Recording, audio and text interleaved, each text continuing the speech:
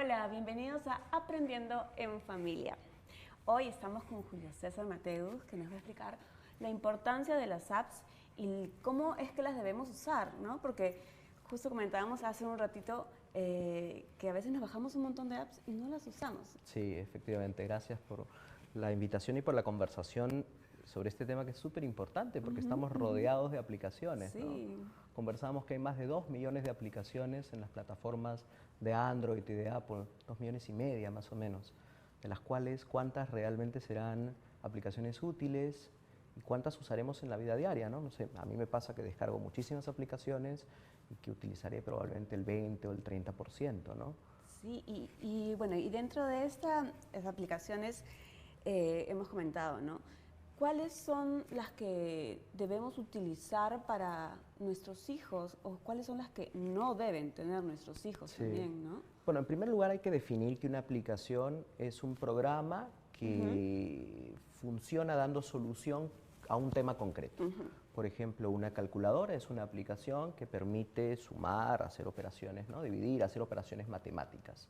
El Waze es una aplicación que utilizamos porque nos facilita la conducción, nos dice cuánto nos vamos a demorar de un lugar al otro. Entonces, todas cumplen un rol muy concreto. El criterio de cuáles usar y cuándo usarlas debería ser el sentido, es decir, la finalidad y para qué. Por ejemplo, si soy un profe de matemáticas y mis alumnos ya saben dividir, pero lo que quiero es que entrenen partir del juego, me permitirá que los alumnos dividan y se entretengan con esto, entonces buscaré una aplicación. Si un padre lo que quiere es mejorar que su hijo tenga una mejor dicción o mejorar la pronunciación en algún idioma, por ejemplo, que está aprendiendo, entonces puede buscar una aplicación en ese sentido.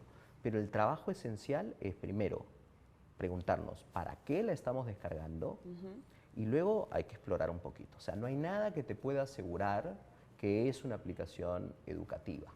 Entonces, finalmente hay que darse un tiempito para revisarla, Para ¿no? verificar. Sí. Claro. ¿Y cuáles son las apps que no deberíamos bajar? Yo creo que ¿O hay algún riesgo al bajarte una app? hay muchos riesgos, ¿no? Hay riesgos, por ejemplo, vinculados con la privacidad de los datos. Hay aplicaciones que roban datos, ¿no? Que necesitan saber dónde estás para funcionar. Una aplicación muy simple, Pokémon Go, que estuvo de moda durante muchos años, ¿no? Muchos meses en realidad, porque fue una moda más o menos corta. Necesitaba el GPS, necesitaba la geolocalización, tu ubicación para saber dónde estabas.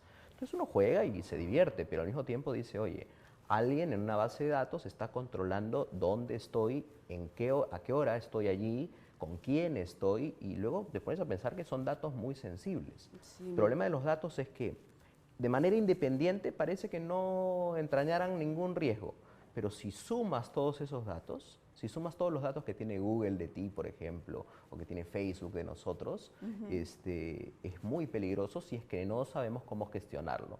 Entonces yo creo que un primer criterio para descargar una aplicación es saber qué datos va a utilizar de mí y qué datos estoy dispuesto a dar de mí. A mi hijo de 12 años, por ejemplo, cuando se baja una app, ¿qué es lo que le tengo que decir que no ponga de ninguna manera? Por más que la app se lo pida, porque a veces te piden una información y tú dices, bueno, ¿no?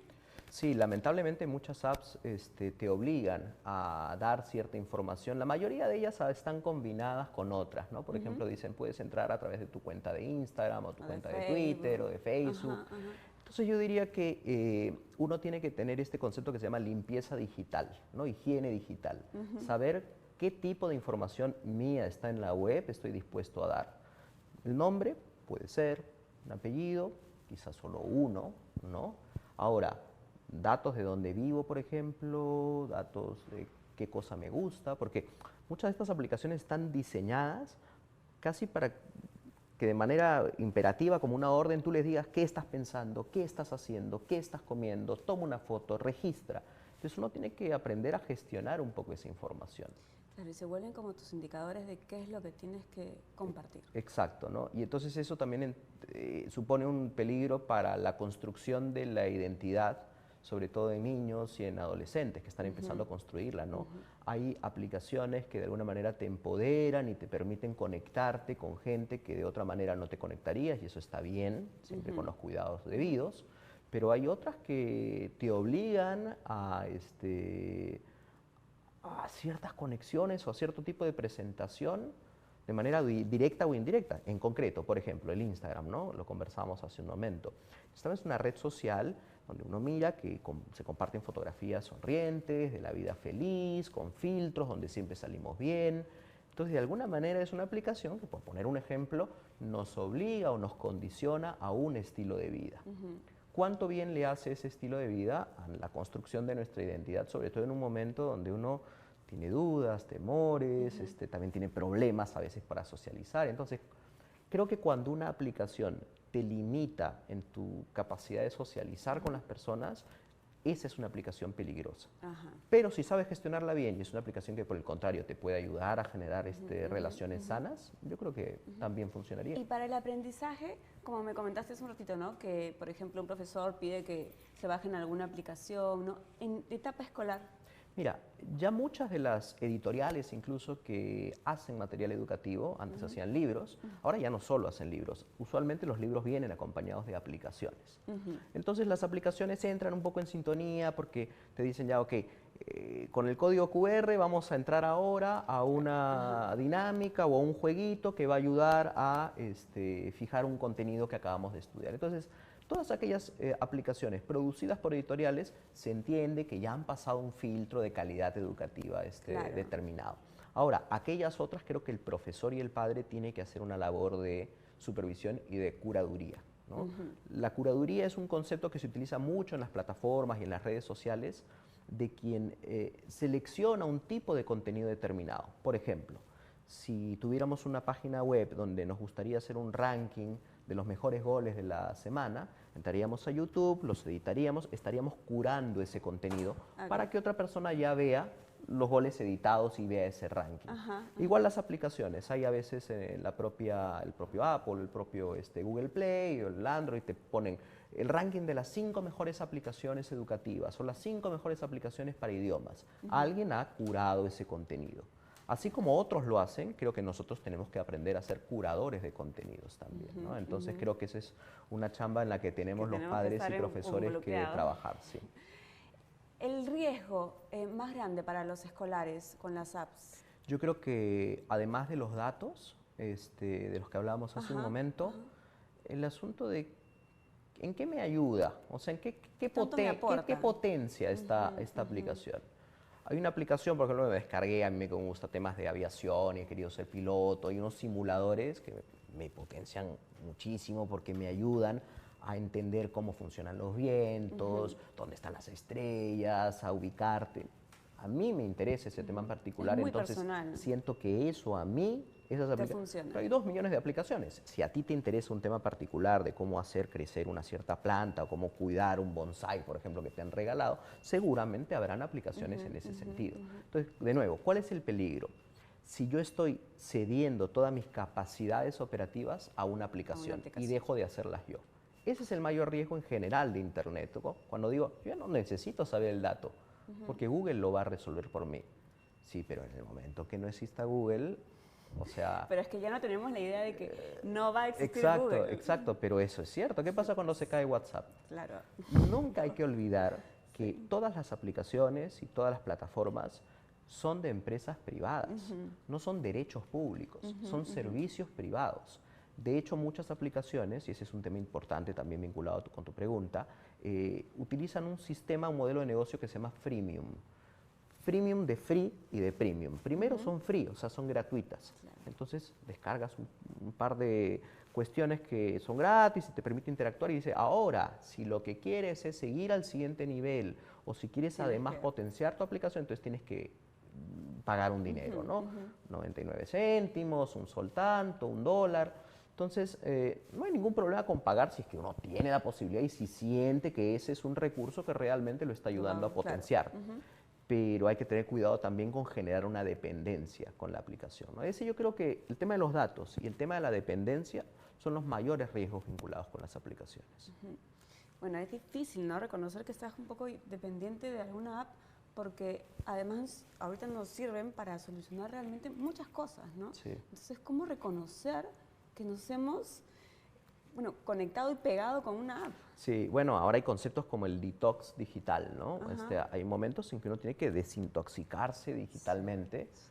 porque de lo contrario, mira, en ciertos celulares hay una aplicación nativa, o sea, del propio celular, que te dice cuánto tiempo Sí. tardas en las aplicaciones. Ajá. El día que yo la descargué y vi la cantidad de horas al día que estaba en las aplicaciones, y además te las divide, ¿no? Sí. Estás en aplicaciones de ocio, en aplicaciones productivas. Entonces tú dices, se está pasando mi vida frente a una pantalla y me estoy perdiendo de otro tipo de cosas. Entonces esto suena pues a un mensaje muy moral o a un sermón, pero es la realidad. Es verdad, Entonces claro. yo creo que hay que aprender a generar el propio balance, porque también existe una serie de patologías digitales, de enfermedades digitales, la ansiedad digital, por ejemplo, Sí, claro. el hecho de la necesidad de estar todo el tiempo conectado. Entonces yo creo que hay que empezar a trabajar en casa y sobre todo en la escuela, en los espacios formativos, la capacidad de desconectarnos. ¿Qué les parece si durante una hora vamos a desconectarnos y vamos a desconectamos. conversar, ¿no? Mirándonos. Mirándonos. O vamos a aburrirnos un rato, que también es una cosa bien importante, porque sin aburrimiento pues no hay creatividad.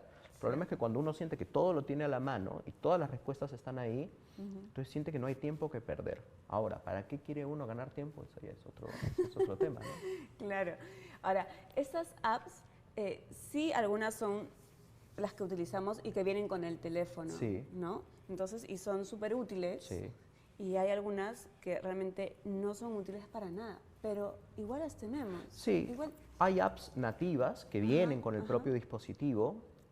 Hay toda una discusión de fondo ahí, por ejemplo, de si cuando compras un celular, la empresa debería obligarte a tener ciertas aplicaciones, o el dispositivo, el celular, ¿no es cierto?, que compras. Es parte de una discusión más profunda que tiene que ver con ya cuestiones económicas, pero que es importante conversar, porque de nuevo, las aplicaciones, las empresas, los servicios, son empresas privadas que lo que buscan es un fin de lucro. Entonces nosotros tenemos que estar un poco atentos a esta discusión, ¿no? Pero es cierto que muchas de ellas son inútiles para nuestra vida. Entonces, aprender a organizarnos. Es un pequeño ejercicio que se puede hacer en clase, por ejemplo. ¿Cómo organizamos nuestras aplicaciones? Las tenemos en pequeños organizadores, cuántas de ellas nos sirven.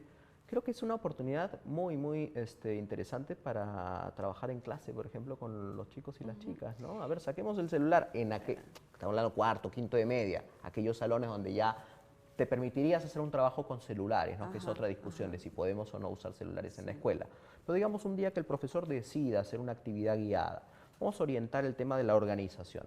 A ver, una fichita donde uno ponga qué aplicaciones tengo, para qué me sirven, cuánto tiempo paso en ellas, qué pasaría si no las tuviera, mejoraría, empeoraría, y hacer una limpieza, pues, ¿no? De repente una limpieza mensual de las aplicaciones que no utilizo.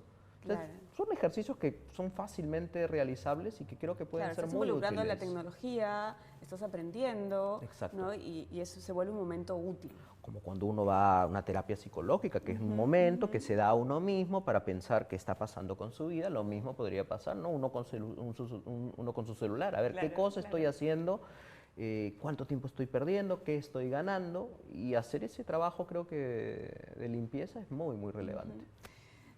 Tú me comentaste que no te gusta recomendar apps, ¿cierto? Porque claro, son muy personales también, porque cada uno, a mí me gusta meditar y bajo mis aplicaciones para meditar, y a ti te gusta, no sé, armar cositas y bajas las aplicaciones, ¿no? Pero ¿cuál crees que sí deberíamos tener, o los niños que están en etapa de aprendizaje, los más pequeños, o adolescentes, podrían ser muy útiles para ellos? Yo creo que aquellas que no sean limitantes, sino que te permitan potenciar la creatividad, ¿no? Aquellas que te empujen a ser más creativo. Hay un estudio bien interesante que hizo Howard Gardner, el autor de las teoría de las inteligencias múltiples, donde revisó durante 25 años tareas escolares y vio que conforme crece el acceso a Internet, baja la creatividad de los niños, por ejemplo, en materias como dibujos o en la forma como realizan sus tareas. ¿Por qué? Porque uno siempre busca referencias y tiene miedo de equivocarse. Entonces, haciendo una aproximación con el tema de las aplicaciones, si la aplicación me va a llevar a un lugar siempre seguro, donde siempre haga lo que es correcto, en el sentido de que no vaya a equivocarme para la tarea, por ejemplo, yo creo que esa es una app que te está Que dificultando, sí, que no te está que sí la ayudando. recomiendas. Exactamente, Ajá. ¿no? Entonces, creo que hay que pensar un poco en esa línea, de en qué medida para mi clase de inglés, para mi clase de matemática, para mi clase de comunicación, una aplicación puede ayudar a orientarme. Qué sé yo, tener una aplicación con un diccionario que te permita saber los sinónimos y antónimos, me parece que es una aplicación bastante básica, casi como tener pues el Google Maps o el Waze o estas aplicaciones que nos permiten guiarnos si es que manejamos, ¿no? Alguna aplicación que me permita simular situaciones, por ejemplo, simular qué pasaría si voy a un supermercado y quiero invertir dinero, voy al mercado y quiero hacer la compra, o estas aplicaciones que te dicen cuántos calorías o nutrientes tienen los alimentos que estás comprando. Ajá. O sea, depende para el ejercicio, ¿no? Para que esté que quieras enfocado, formular. ¿no? Pero lo que sí recomendaría es, por ejemplo, plataformas como Educared, que tiene Fundación Telefónica, donde constantemente estamos recomendando aplicaciones particulares para elementos particulares, ¿no? Entonces, hay profesores de matemática que proponen, por ejemplo, descargar ciertos juegos para aprender a hacer funciones, para aprender a hacer cuestiones algebraicas, profesores de inglés, profesores de lenguaje, que están todo el tiempo interactuando con nosotros y que nos recomiendan esas aplicaciones. Pero yo creo que el profesor y el padre tiene que darse tiempo para mirar, explorar, curar, ¿no?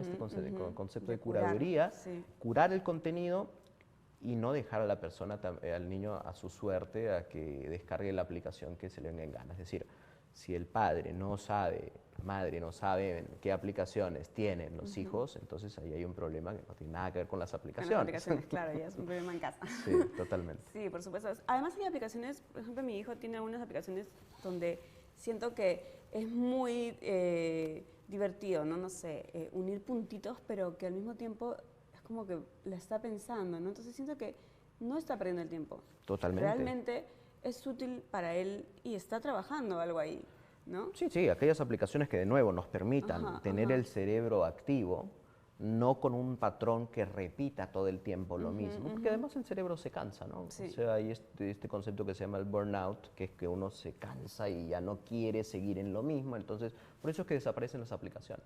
¿Cuántas aplicaciones hemos descargado? Porque son jueguitos divertidos y ya llega 2 semanas después, dice esto me está consumiendo demasiado tiempo, o la verdad ya me aburrí, o tengo que pagar para, y yo no quiero pagar por seguir, ¿no? Me pasó con Angry Birds, por ejemplo, ¿no? No quería seguir jugando porque ya se había enviciado y entonces tenía que pagar. Entonces dices, no, mejor esto de aquí hay que sacarlo, porque así como hay otras 2,5 millones de aplicaciones que podemos usar. Pero también ver qué cosa hay detrás de las aplicaciones. Claro. ¿Qué es lo más riesgoso de las aplicaciones también, no? Porque como nos has comentado, que es algo que a veces no somos tan conscientes de que al bajar una aplicación estamos dando un pedacito de nuestra vida a esa aplicación. Conscientemente o inconscientemente. Ajá. En el sentido de que voluntaria o involuntariamente. O sea, una aplicación que requiere de tu ubicación tu privacidad, y ¿no? tú dices, ok, doy la autorización, no te va a estar preguntando todo el tiempo. Es decir, sabe cuáles son tus movimientos de un lugar a otro. Y esos movimientos luego ingresan a una base de datos que son vendidas para fines de publicidad. O sea, así como en los buscadores, por ejemplo, el que nosotros pongamos una palabra hace que luego nos vendan un producto vinculado con esa palabra que estábamos buscando, y uno dice, qué interesante, esto es magia, no es mágico, es uno mismo que no sabe, que no está siendo consciente, pero está cediendo esta información. Entonces, aprender a ser personas más conscientes digitalmente creo que es parte de la cultura digital en la que vivimos, ¿no? Sí, porque no podemos terminar con la... No, ni tampoco tendría sentido dejar... Claro. O sea, vivimos una época muy bacán porque hay tecnología que favorece una serie de... Antes nos quejábamos porque no teníamos acceso al conocimiento. Hoy día tenemos mucha, entonces los retos de la educación son otros. Saber gestionar, saber encontrar la finalidad, que no sea un afán solo fetichista, ¿no? Solo de usar el celular por usar el celular o creer que soy innovador porque descargo una aplicación. Ahí está de nuevo la labor del diseñador. El profesor finalmente o el padre son diseñadores de experiencias de aprendizaje. Entonces, es también tarea de uno ver en qué sentido voy a descargar una aplicación para diseñar un aprendizaje que sea interesante, divertido también, ¿no? ¿Cuál es la app que para ti ha sido como la más innovadora, digamos? Por un tema claramente uso personal, las aplicaciones tipo Waze o Google Maps que me permiten conectarme, porque yo tengo un grave problema a la hora de ubicarme, para mí son, ¿Y como profesor? Son vitales. Por ejemplo, muchas que te permiten trabajar de forma colaborativa, ¿no? Hay algunas que permiten gamificar, como se dice ahora, o ludificar ciertos procesos de aprendizaje. Entonces, en lugar de hacer ciertas preguntas que usualmente hacía, levantemos la mano, trabajamos con los celulares y la gente va votando, ¿no? Hay una que utilizan muchos profesores que se llama Kahoot, otra que se llama Socrative, donde un profesor va generando preguntas y te sale una musiquita de fondo, la gente va votando con sus celulares, te va dando en tiempo real las respuestas. Eso está bueno si es que no se genera una dependencia, porque también tengo el dato de muchos alumnos que te dicen, bueno, ahora mi profesor hace todas las clases usando la misma aplicación, entonces ya me cargó, ¿no? Me cansó, ¿no? Preferiría una clase donde no se utilicen. Entonces, cuidando no saturar, yo creo que aplicaciones además que te permiten intervenir colectiva y colaborativamente un texto. Por ejemplo, las aplicaciones estas del Drive de Google que te permiten 2 o 3 o 20 personas intervenir un mismo texto para hacer trabajos en grupo, eso está bueno. Claro. Porque tú vas escribiendo, de repente tengo una idea, te dejo un comentario, te digo, Daniela, ¿qué te parece si aquí añades esta otra fuente? Tú miras algo que he escrito yo y me corriges una falta ortográfica o gramatical. Entonces, esa construcción colaborativa de conocimiento me parece fundamental. Y creo que muchos profesores trabajan o trabajamos usando este tipo de cosas, ¿no? Sí. Muchas gracias. ¿Cuál es tu consejo para nuestros seguidores de Aprendiendo en Familia? Yo diría, uno, no tener miedo a las aplicaciones, tener una actitud muy positiva, pero muy crítica, dudar. Siempre la solución a todos los problemas educativos está en la duda. ¿Quién ha hecho esto? ¿Para qué ha hecho esto? ¿En qué medida me puede ayudar? ¿En qué medida me puede limitar? Creo que haciéndonos esas preguntas simples, una persona va a estar a salvo. Y claro, como dices, tú no hay que tenerle miedo a las apps. Exacto. Sí. Sí. Muchísimas gracias, no, gracias. Ha sido súper importante y valiosa toda la información que nos has dado. A mí me has ayudado muchísimo, de verdad, porque también estoy en ese proceso de aprender y ver qué cosas bajar y además hacer seguimiento a mi hijo. Excelente. Muchísimas gracias y gracias a todos por seguirnos. Nos vemos en nuestra próxima transmisión. Nos vemos.